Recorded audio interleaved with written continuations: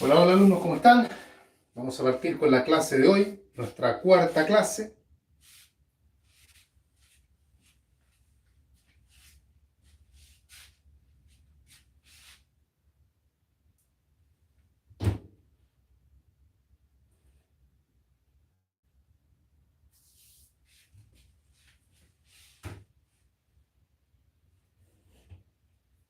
Bien, vamos a esperar a que se empiecen a conectar para que comencemos. Hoy día nos toca una clase, diría yo, de materia bastante accesible,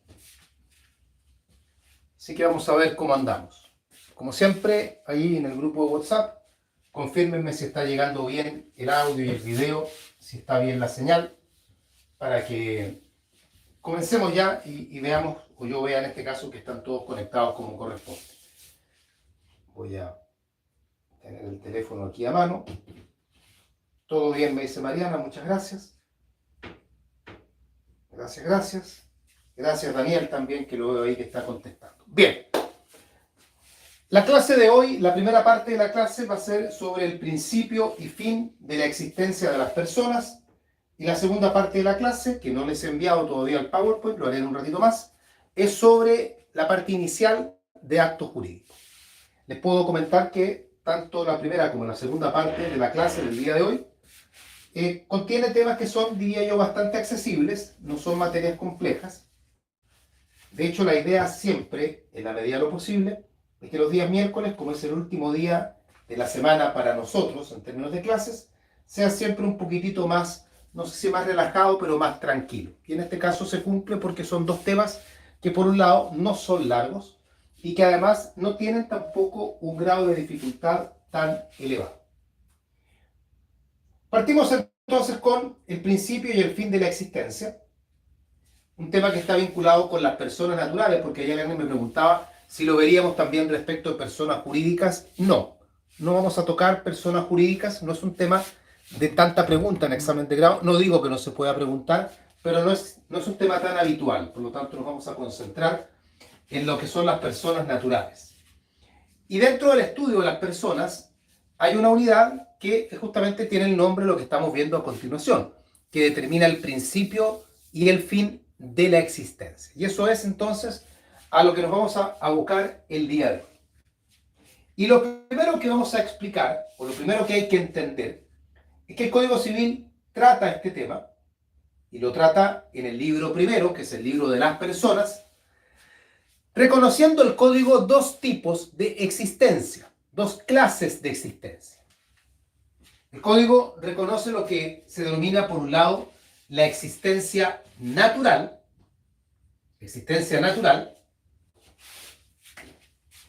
y en segundo lugar, la existencia legal. La existencia natural y la existencia legal. Muy importantes ambas, porque tienen consecuencias distintas, según lo vamos a ver a continuación.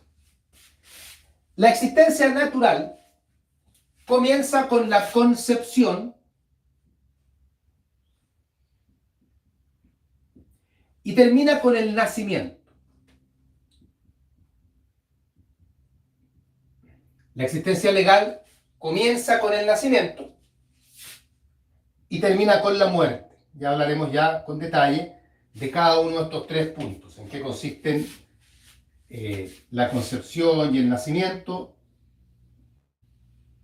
y en qué consiste la muerte, o qué alcance tenemos que darle en este caso a la muerte. La legal entonces comienza con el nacimiento y termina con la muerte. O sea, el nacimiento marca o es la bisagra entre lo que es la existencia natural y la existencia legal. Son importantes porque aprenderemos que mientras se tiene existencia legal, el legislador no reconoce todavía la calidad de sujeto de derecho. No es sujeto de derecho. En cambio, el que tiene existencia legal es sujeto de derecho. Esto no tiene nada que ver con empezar a discutir si hay o no hay vida dentro del vientre materno. De hecho, la ley reconoce vida dentro del vientre materno y se encarga, y lo veremos en un momento más, se encarga de proteger la vida del que está por nacer. ¿Ya? Y lo hace la Constitución también. Pero la calidad de persona para el Código Civil, la calidad de persona vinculada con lo que nosotros entendemos como sujetos de derecho, está determinada por estos aspectos que están acá. Podemos tener discusiones psicológicas, valóricas, metafísicas, respecto a si para nosotros ser persona es lo mismo que ser hombre o mujer, o sujeto de derecho, o criatura, o lo que ustedes quieran llamar.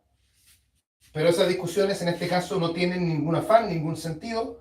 El Código Civil, repito, no nos está diciendo quiénes son seres humanos, sino que nos está diciendo quiénes son personas en el contexto del sujeto de derecho.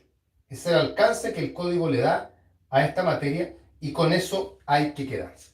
Y eso es lo que vamos a ver entonces a continuación. ¿Dudas en esto? No olviden que cualquier duda o cualquier pregunta me la hacen llegar al WhatsApp. Ya. Entonces, vamos a mandar la foto de lo que escribí en la pizarra. No sé por qué salió la foto como más amarillenta, pero en fin, ahí se está enviando. Ya. La existencia natural entonces comienza con la concepción y termina con el nacimiento, y la existencia legal comienza con el nacimiento y termina con la muerte. Esa muerte, lo veremos en un momento más, puede ser muerte real, puede ser muerte presunta, y también existe una figura que se llama la muerte declarada judicialmente. Eso está en el PowerPoint y vamos a hablar de cada uno de estos temas por separado. Delimitemos entonces, repito, las existencias, la natural y la legal. Se puede observar entonces que aquí hay tres hechos que son relevantes para nosotros. Tres hechos que se pueden calificar como hechos jurídicos. Estos son la concepción, el nacimiento y la muerte. La concepción, el nacimiento y la muerte. Vamos a hablar de cada uno de ellos. Y vamos a partir con la concepción. Y yo ahí les describí cuáles son los temas que vamos a tratar dentro de cada uno de estos puntos. Vamos bien. En primer lugar, el concepto. No pretendemos dar un concepto biológico de lo que es la concepción. Nuestro afán, como ustedes saben, es netamente jurídico y por ende nuestros conceptos en estas materias son generalmente carentes de tecnicismos científicos. Por lo tanto, nos basta con decir, para entender lo que es la concepción, que la concepción es la unión de las células sexuales masculina y femenina, o la unión de los gametos. Cualquier concepto en ese sentido nos sirve.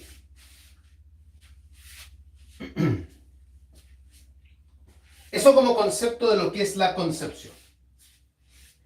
Desde el momento de la concepción ya se tiene protección jurídica, pero no se tiene todavía la calidad de sujeto de derecho.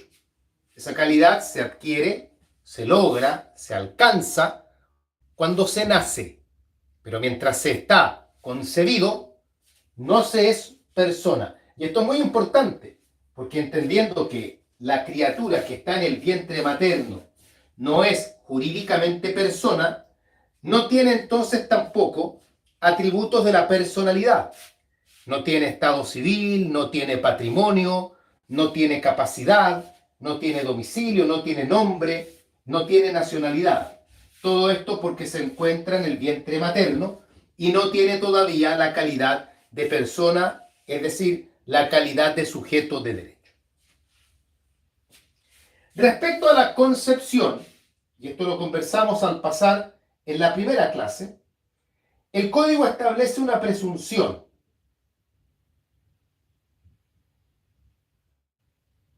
Partamos indicando que el código no dice en qué momento se produce la concepción. Eso es difícil de precisar, incluso para la ciencia especializada en el tema.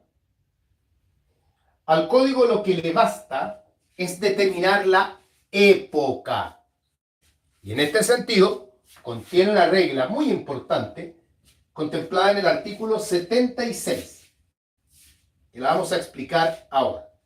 Se determina la época de la concepción.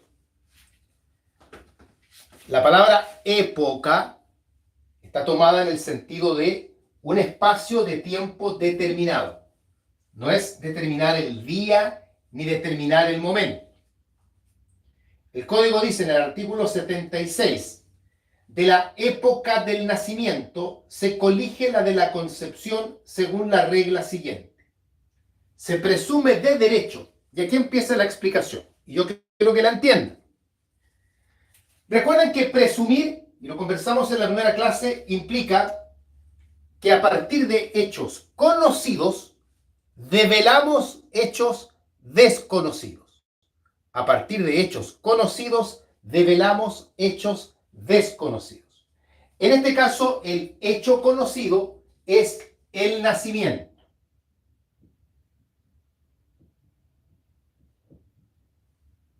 Y obviamente, esto no resiste análisis, la concepción tiene que estar antes del nacimiento. Hay un orden lógico, biológico, natural de las cosas. Primero está la concepción, luego está el nacimiento. El código en este sentido dice lo siguiente. Lo voy a explicar primero en palabras simples. Dice que la concepción no puede haber sido antes de 180 días, ni después de 300 días. O sea, la concepción no fue dentro de los 180 días anteriores al nacimiento. O sea, acá no hubo concepción. No pudo la criatura haber sido concebida ayer y nacer hoy. No pudo haber sido concebida hace un mes y nacer hoy. Y tampoco pudo ser concebida, dice la ley, cuando ya hayan pasado 300 días o más desde el nacimiento. Esto implica, por lo tanto, que para efectos de lo que el código regula, la concepción se tiene que haber producido entre el día 300 y el día 180. Ahí está la concepción. No importa en qué día particularmente, pero dentro de esa época, dentro de ese espacio de tiempo, está la concepción. El artículo dice, se presume de derecho. Que se presuma de derecho significa que esto no admite prueba en contrario. O sea, esto es tal como lo dice la norma y no puede ser de otra forma. Y no se puede demostrar nada. Es exactamente así. Se presume de derecho que la concepción ha precedido al nacimiento no menos de 180 días cabales. Cabales significa días completos. Y no más de 300 contados hacia atrás desde la medianoche en que principia el día del nacimiento. ¿Por qué desde la medianoche? Porque no olviden que los días se deben contar como días completos. O sea, si la criatura nació hoy, el primer día a contar es el día de ayer. Y así contamos hacia atrás la cantidad de días necesarios. La concepción entonces se ha producido dentro de este marco temporal que determina el artículo 76. Insisto, como se trata de una presunción de derecho, esto no admite prueba en contrario. Bien, ¿cómo se preocupa el legislador de proteger la vida del que está por nacer? O sea, la criatura que está concebida y antes del nacimiento, que no tiene todavía la calidad de persona. ¿Cómo se preocupa el legislador de protegerla? Se protege la vida del que está por nacer. Lo reconoce el propio Código Civil. Y hay protecciones de distinta forma, de distinto ámbito. Hay protecciones en materia penal, por ejemplo, con la figura del aborto. Hay protecciones en materia laboral, con lo que son los fueros particularmente el denominado prenatal. Hay protecciones en materia procesal, porque el legislador señala, por ejemplo, que no se le pueden aplicar penas que supongan castigos corporales a la madre que está embarazada, en el entendido que podrían poner en riesgo a la criatura que se encuentra en el vientre. En fin, hay por lo tanto distintas protecciones. Pero me interesa particularmente referirnos a las protecciones de carácter civil que tenemos. Las protecciones de carácter civil. Y aquí en estas protecciones que recogemos en materia civil tenemos las siguientes. Vamos a mencionar las más importantes. Número 1. Alguien había escrito en el chat del YouTube. Les recuerdo, no usen el chat de YouTube porque yo normalmente no lo reviso. ¿Ya? Así que no lo usen. Número 1. Los derechos que le corresponderían a la criatura que está en el vientre materno permanecerán en suspenso en espera del nacimiento. Permanecerán en suspenso en espera del nacimiento.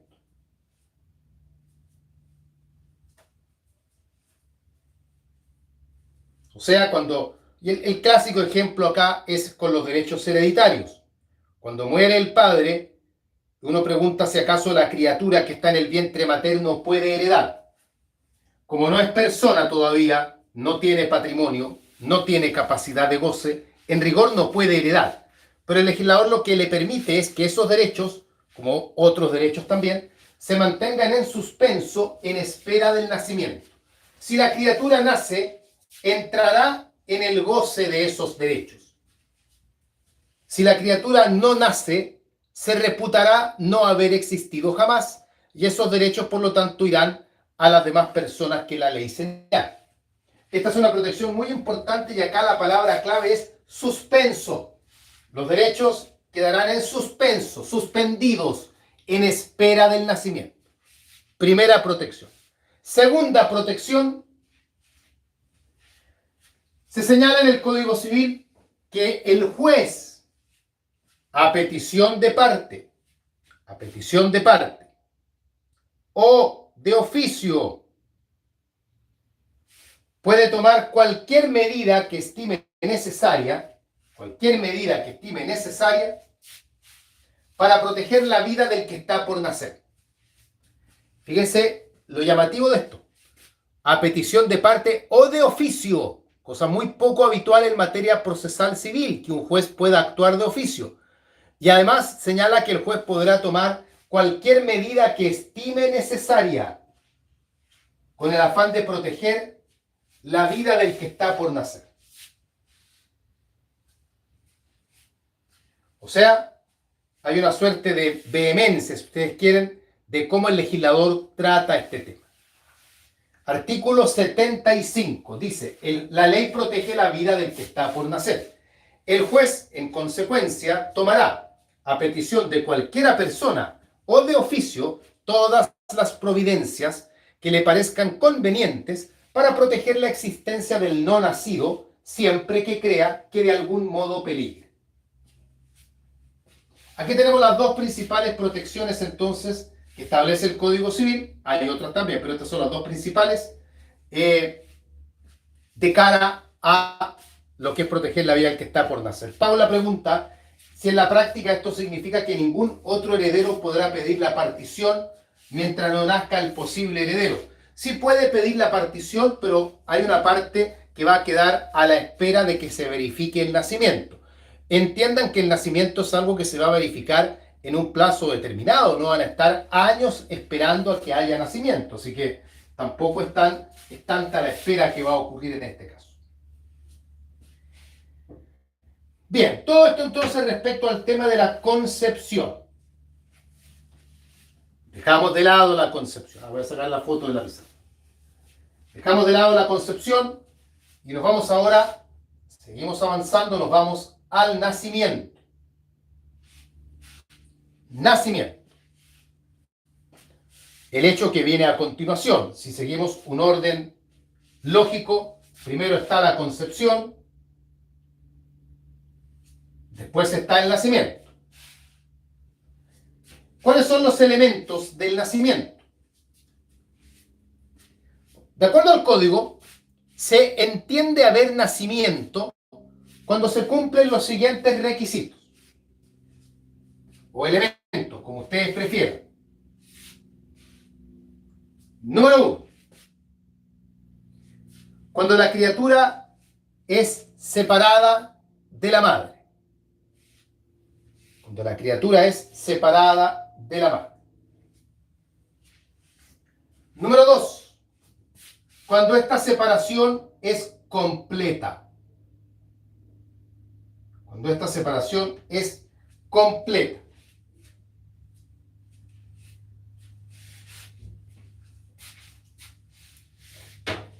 ¿Qué significa que la separación sea completa? Algo de discusión hay al respecto.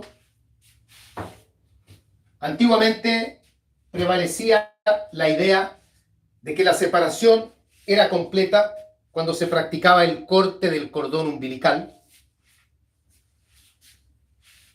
Hoy por hoy, sin embargo, y esto cuando digo hoy por hoy es desde hace bastantes años ya, la doctrina tiene una visión distinta y señalan que la separación es completa cuando la criatura abandona el claustro materno, o sea, cuando la criatura sale al exterior. En ese momento se produce la separación completa. No voy a hablar de los argumentos del por qué se desecharía la postura del corte del cordón umbilical, no es, en mi opinión, para lo que es el examen de grado, no es pertinente. Y número 3, el tercer elemento, para que hablemos de nacimiento, la criatura debe sobrevivir a la separación un momento siquiera. Sobrevivir a la separación un momento siquiera, un instante siquiera. O sea, la criatura tiene que nacer con vida. Aunque sobreviva un mero momento, aunque sobreviva un instante.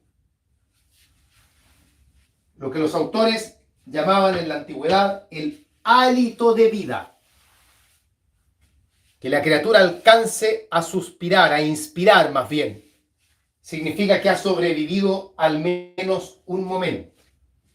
Convengamos que un momento es un espacio de tiempo imperceptible y que en caso de ser necesario probarlo, se demuestra en la actualidad a través de un examen que se denomina, y ustedes lo deben haber escuchado en sus clases de civil, dosimasia pulmonar hidrostática. Dosimasia pulmonar hidrostática. No voy a explicar en detalle en qué consiste, pero lo que intenta demostrar este procedimiento es que la criatura alcanzó a respirar. Con una vez que haya inspirado, los pulmones reciben oxígeno y eso queda demostrado a través de este examen, dando fe con ello de que la criatura alcanzó a sobrevivir un instante siquiera. Si no se cumplen estos requisitos, el código es bien claro y es bien duro en esto, señala que se reputará que la criatura no ha existido jamás.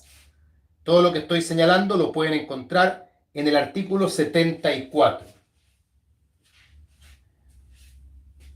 Me están pidiendo que escriba el nombre del examen. No es realmente una cosa tan trascendente, digamos, pero se los voy a escribir ahí en el grupo, ¿ya? Para que lo tengan ahí, por si lo quieren buscar. La dosimasia pulmonar hidrostática. Este sobrevivir un momento siquiera, para muchos autores es el plazo más breve que existe en el Código Civil. El plazo más breve que existe en el Código Civil. Si le llegan a preguntar, que es una pregunta que a veces los profesores hacen dentro de las curiosidades, ¿cuál es el plazo más breve que existe en el código? Es este plazo de un momento siquiera. Bien, con estos requisitos evidenciamos además que Andrés Bello, para el sistema chileno, optó por la llamada teoría de la vitalidad. La teoría de la vitalidad es aquella que explica que para ser persona basta con nacer vivo. Vitalidad, vivo. Basta con nacer vivo. Se opone esta teoría a otra que no opera en Chile, que es la teoría de la viabilidad. La teoría de la viabilidad sostiene que para ser persona no basta solo con nacer vivo, sino que además se deben tener aptitudes para poder seguir viviendo. De tal manera que, por ejemplo, hay países europeos que siguen esta tesis. Por ejemplo, en un país en el que se aplique la teoría de la viabilidad, si una criatura nace con algún problema que le supone que morirá en muy pocas horas, nace por ejemplo con el corazón por fuera del cuerpo, lo que le augura que va a vivir pocas horas y va a morir, en Chile igual sería persona porque alcanzó a nacer con vida. Pero en países donde se aplique la teoría de la viabilidad, no sería persona porque si bien es cierto, nace vivo, no tiene las condiciones para poder seguir viviendo. Esto como teorías de contraste, pero en Chile, al amparo del artículo 74, es la teoría de la vitalidad. Francisca me dice, ser persona no tiene nada que ver con tener nombre. No, o sea, nombre se tiene porque el nombre es un atributo de la personalidad. Pero uno, si lo que Francisca está preguntando es si uno es persona desde que tiene nombre, no, se es persona desde que se cumplen los requisitos del nacimiento. Patricio ahí explica brevemente el examen, yo no lo quiero explicar porque no viene al caso. Dice, consiste en que se colocan los pulmones en agua y si flotan quiere decir que logró respirar un instante antes de morir. Ustedes dirán, qué cruel, le están sacando los pulmones, pero convengamos que este examen se le practica a aquellas criaturas que nacen y que mueren casi de inmediato. Porque ninguna criatura que vive necesita que le hagamos esta prueba. Pero cuando la criatura sale del claustro materno y al hacerle el examen Apgar, el pediatra dice, chuta, la criatura no está viva, uno dirá, bueno, se murió, pero hay que ver, ¿tenía vida cuando nació o nació sin vida? Y ahí aparece este examen entonces, que es a través, obviamente, de una autopsia. ¿Cuál es la importancia del nacimiento? Naturalmente, ya está dicho ya, el nacimiento es importante porque desde el nacimiento se tiene la calidad de persona, es decir, la calidad de sujeto de derecho.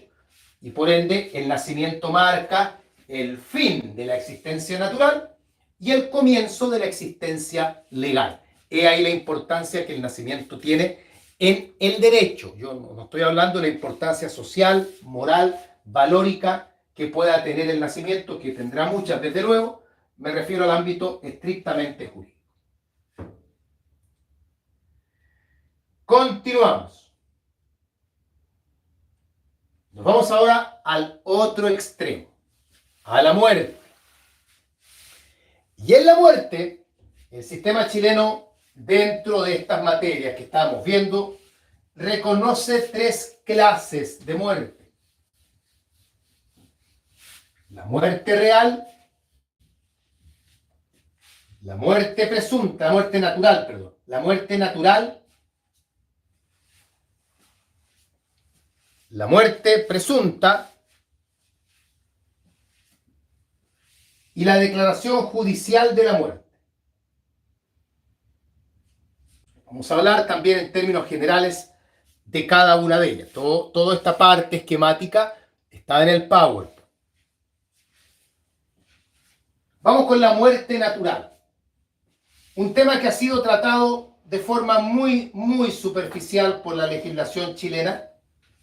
El propio Código Civil no contiene normas que regulen el detalle de esto sobre la muerte.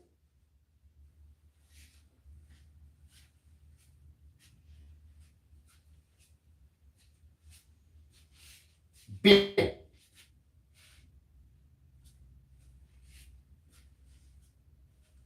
Vamos viendo. Concepto de muerte natural. Y vamos a ver un concepto que es doctrinario, porque insisto, no hay concepto legal general de muerte. Y ustedes probablemente este concepto también lo escucharon y lo aprendieron en su momento. Hay varios conceptos, yo les voy a dar uno, ustedes verán si se quedan con este o prefieren alguno otro que hayan aprendido por ahí.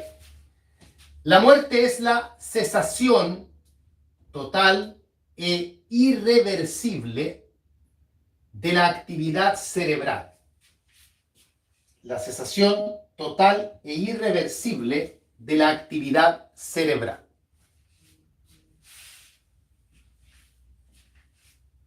¿Cómo se prueba la muerte?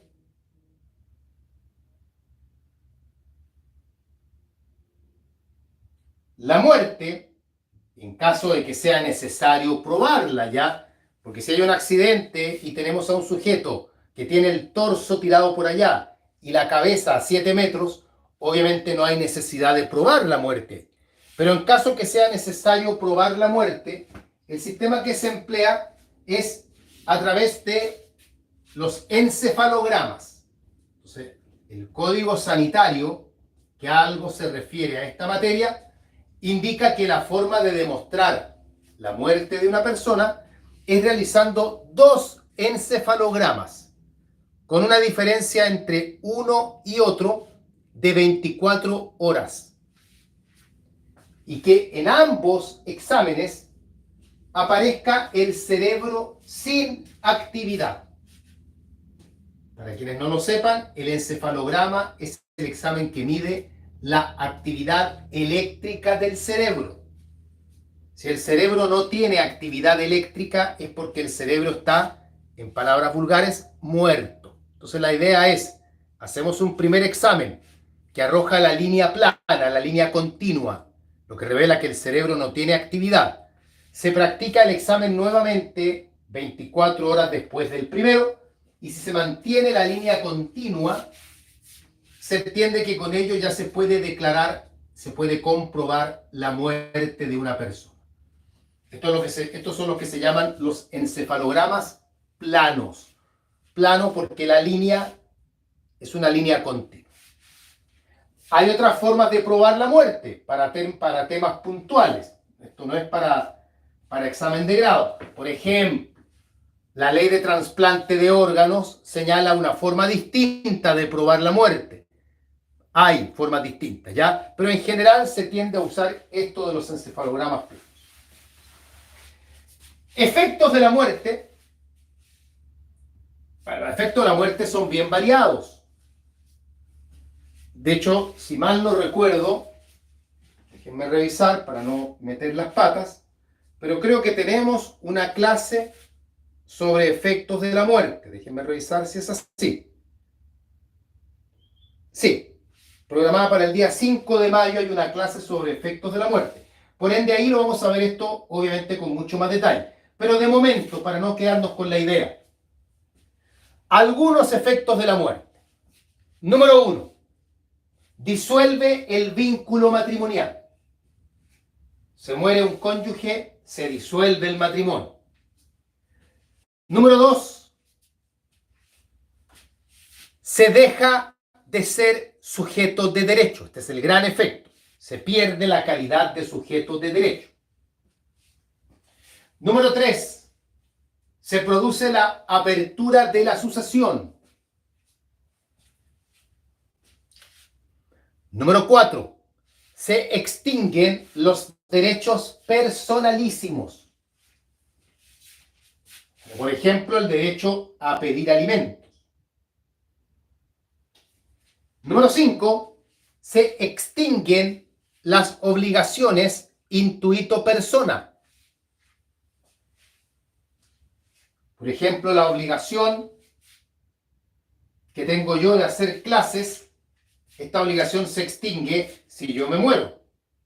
Si yo me muero y quedan 20 clases todavía, no van a llegar mis hijos a realizar las clases pendientes. Esta obligación simplemente se extingue. Veremos más efectos y más detalles cuando hagamos la clase sobre efectos de la muerte, como les digo, a principios de mayo, si es que falta todavía para eso. Esto respecto a la muerte natural. O sea, la persona que se murió, se murió. Otro tipo de muerte es la muerte presunta. Algo le pasó a Hilda, que dice no, pero no sé qué le pasó a Hilda. Así que ahí vamos a ver si nos aclara un poquitito a qué viene ese no tan, a que no me muera. Me voy a morir en algún momento. Todos nos vamos a morir. La muerte, como lo veremos en su oportunidad, la muerte es un plazo, no es una condición. Bueno, muerte presunta. Ideas generales, ya no vamos a ver en detalle la muerte presunta porque es larga. Además que creo que en el material complementario va algo sobre muerte presunta. Vamos bien. Concepto para partir. No hay concepto legal de muerte presunta, pero se suele dar un concepto que dice lo siguiente: que la muerte presunta es aquella declarada por el juez competente,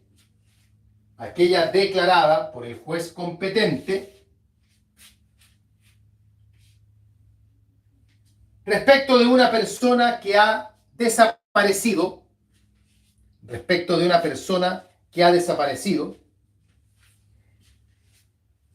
sin tener noticias de ella,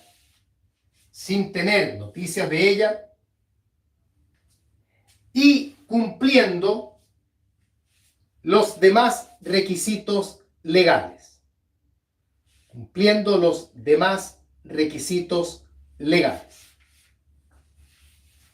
En esos requisitos legales que yo ahí menciono está el que haya transcurrido los espacios de tiempo pertinentes, el que se hayan hecho las búsquedas con publicaciones en los diarios, etc.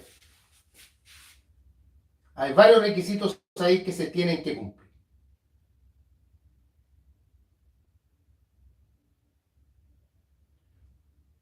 Bien, sigamos. Etapas de la muerte presunta. Etapas de la muerte presunta.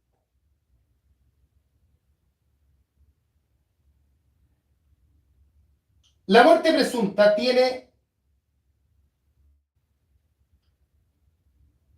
3 etapas. Estas son las siguientes. Número 1, la mera ausencia.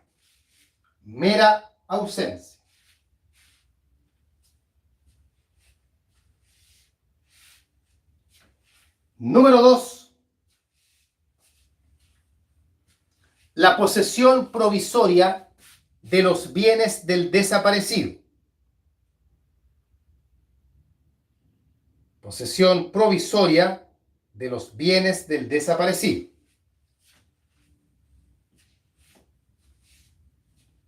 Y número 3, la posesión definitiva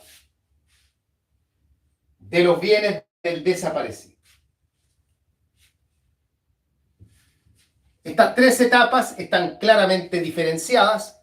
Les advierto que la segunda etapa podría no estar presente, o sea, puede ocurrir que de la mera ausencia nos pasemos de inmediato a la etapa de la posesión definitiva de los bienes, pero esquemáticamente hablando, estas son las 3 etapas en la muerte presunta. ¿Quién administra los bienes del desaparecido? Ayer conversábamos de que la finalidad de la muerte presunta es precisamente procurar que mientras la persona se encuentra desaparecida, alguien administre el patrimonio. Hay que distinguir para esto cada una de las etapas. Número 1. Durante la mera ausencia, administran las personas que tengan poder para administrar. Si, por ejemplo, desaparece a alguna persona que tenga representante legal, será su representante legal el que administra. Si no existe nadie que tenga poder para administrar, entonces se nombra un curador para que administre. Se nombra un curador para que administre.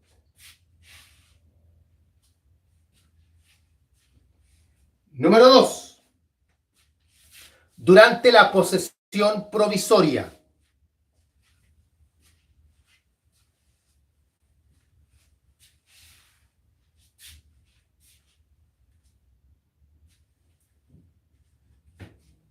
La posesión provisoria. Durante la posesión provisoria, los que toman la administración son los herederos presuntivos. Se entiende por herederos presuntivos las personas que tendrían la calidad de herederos si esta persona efectivamente hubiese fallecido. Durante la etapa de posesión provisoria todavía no tenemos la muerte determinada. Por ende, quienes administran son los que tendrían la calidad de herederos si la persona hubiese fallecido. Número 3. Durante la etapa de posesión definitiva,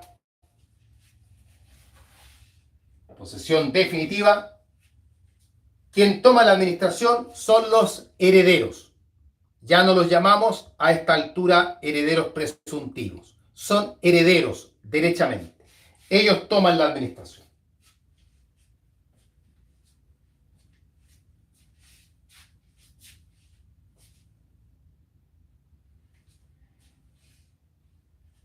Por último, ¿qué sucede si declarada la muerte presunta, el desaparecido reaparece?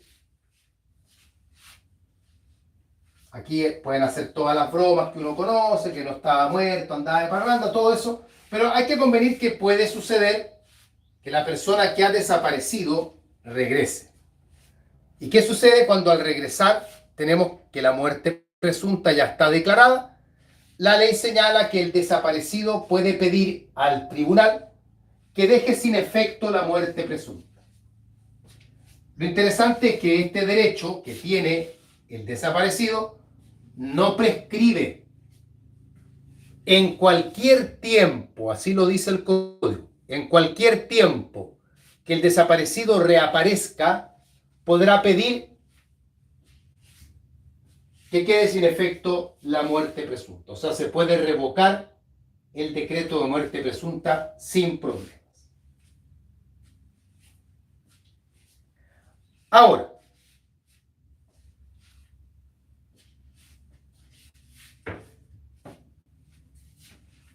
como ustedes saben o recuerdan, la muerte presunta requiere cumplir ciertos plazos.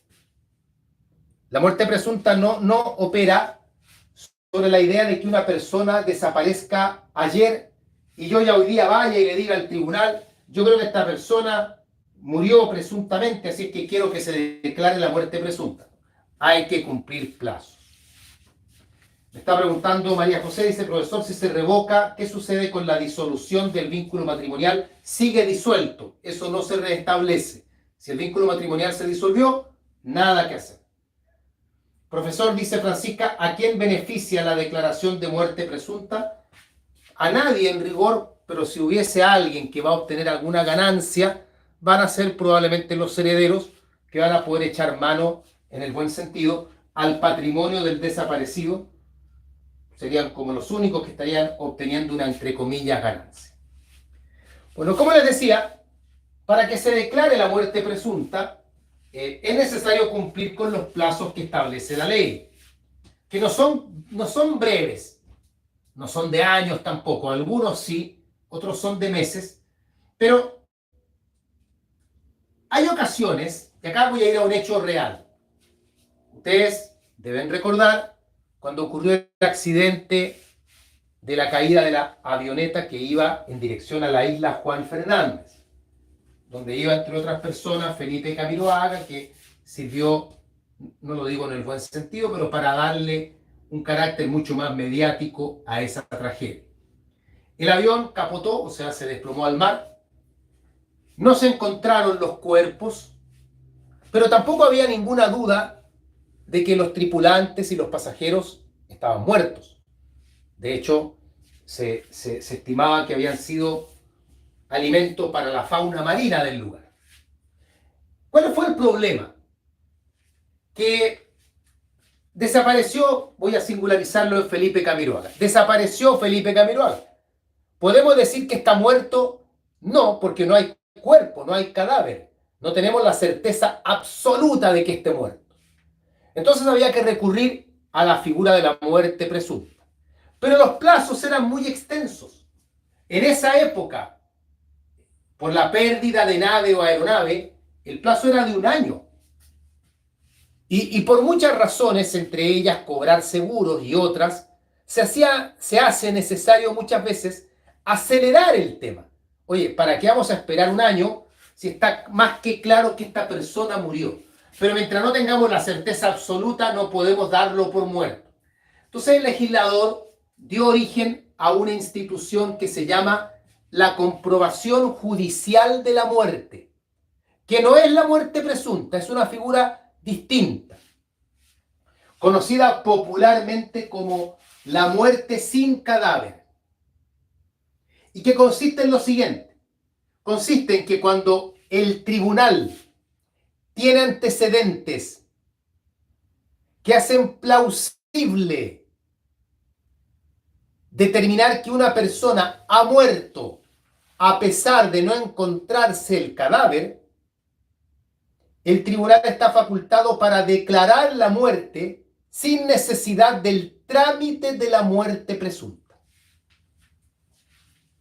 O sea, el tribunal declara la muerte porque se acompañan antecedentes que hacen verosímil para el tribunal que las circunstancias son tales que lo más probable es que la persona esté muerta. El cadáver no está, pero lo más probable es que la persona haya muerto.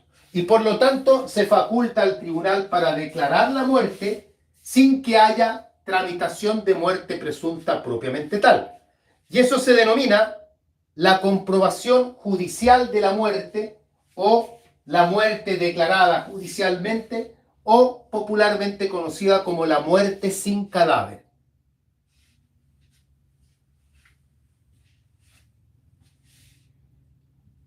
No es necesario aclarar, ir más allá de, no es un tema que se pregunte tanto en examen de grado. Si me apuran un poquitito, esto está, creo que en los artículos 94, 95 y 96 del Código Civil. Si alguien quisiera echarle una mirada. Y si no son esos artículos, pegan el palo, o sea, están por ahí. Así que si alguien quiere profundizar un poco más, no es pertinente para el examen de grado.